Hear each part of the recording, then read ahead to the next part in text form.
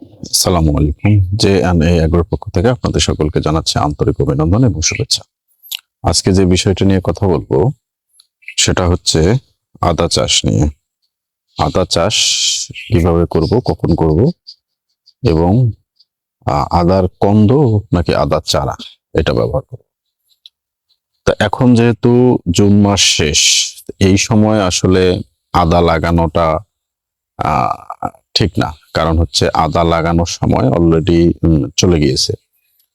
আদা লাগাইতে গেলে আরো অনেক আগে লাগাইতে হতো, অর্থাৎ হচ্ছে এপ্রিল মে পর্যন্ত আদা লাগানোটা উপযুক্ত সময়।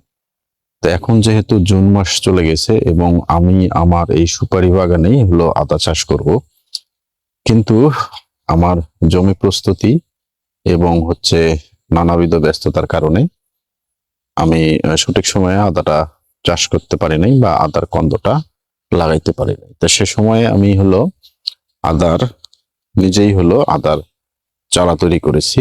আদার ঠিক সামান্য কন্দ থেকেই এই চারা তৈরি করেছি। এই চারাটা আপনার এখন হলো জুন মাস পর্যন্ত এটা লাগানো যাবে। কারণ হলো এই যে চারাটা আছে, এই চারাটার বয়স কিন্তু আপনার অলরেডি এখানে আপনার প্রায় 2 মাসের কাছাকাছি। তার মানে এই চারাটা যদি আমি লাগাই এখন, তাহলে আমি আবার 2 মাস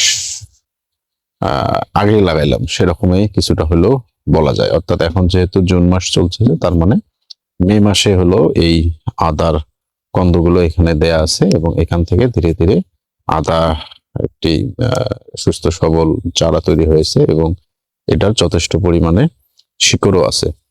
তা আদার ক্ষেত্রে আপনার হলো আমি গতবারে আদা চাষ করে দেখেছি যে আপনার আদাতে বিশেষ করে কন্দ পচন যে রোগটা হয়, এটা খুব মারাত্মক একটা রোগ এবং এই কন্দ পচা রোগটা যদি একবার আক্রমণ করে বসে, তাহলে আপনার পুরো ক্ষেতটা একদম ধ্বংস করার জন্য এই একটা রোগই যথেষ্ট।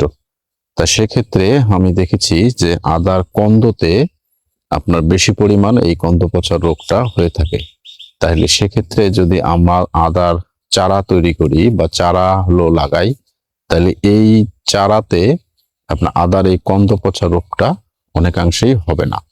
অর্থাৎ যদি আপনি আদার কন্দ লাগান, তাহলে সেক্ষেত্রে আপনার 90% সম্ভাবনা থাকে আদার এই কন্দ পচা রোগটা হওয়ার। আর যদি আদার চারা আমরা লাগাই, তাহলে সেক্ষেত্রে অনলি 10% সম্ভাবনা থাকে যে আদার কন্দ পচা রোগটা হওয়ার জন্য। তো এই কন্দ এবং আদার চারা লাগানোর তফাৎ হলো এতটুকুই।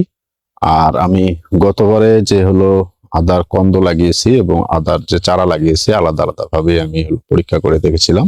সেখান থেকে আমার হলো আদার যে হলো চারা, সেখান থেকে আমি ভালো রেজাল্ট পেয়েছি। তা এই চারাগুলো আমি হলো বাইরে থেকে আনছিলাম, বাইরে নার্সারি থেকে আনছিলাম। এই কারণে আমার খরচটা একটু বেশি হয়ে গেছে। তো এবারে আমি এই আদার চারাটা নিজস্ব উদ্যোগে নিজে করেছি।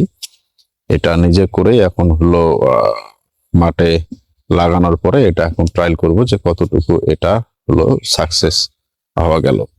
তো এইটা আপনারা জানেন, সবসময় আমি সবগুলো বিষয় নিয়ে একটু হলো নিজে আগে একটু রিসার্চ করার চেষ্টা করি, করার পরে তারপরে হলো সেগুলো নিয়ে কাজ করে থাকি।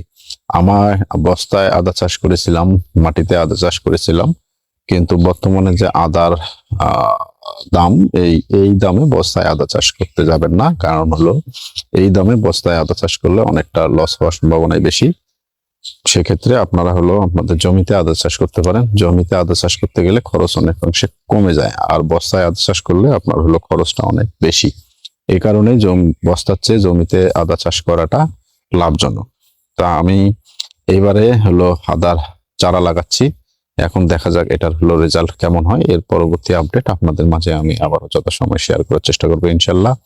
সে পর্যন্ত ভালো থাকবেন। আজকের ভিডিওটি যদি আপনার ভালো লেগে থাকে, তাহলে লাইক, কমেন্ট এবং শেয়ার করে সবাইকে দেখার সুযোগ করে দেবেন। ঠিক আছে, ভালো থাকবেন। দেখা হবে পরবর্তী কোনো ভিডিওতে। আসসালামু আলাইকুম।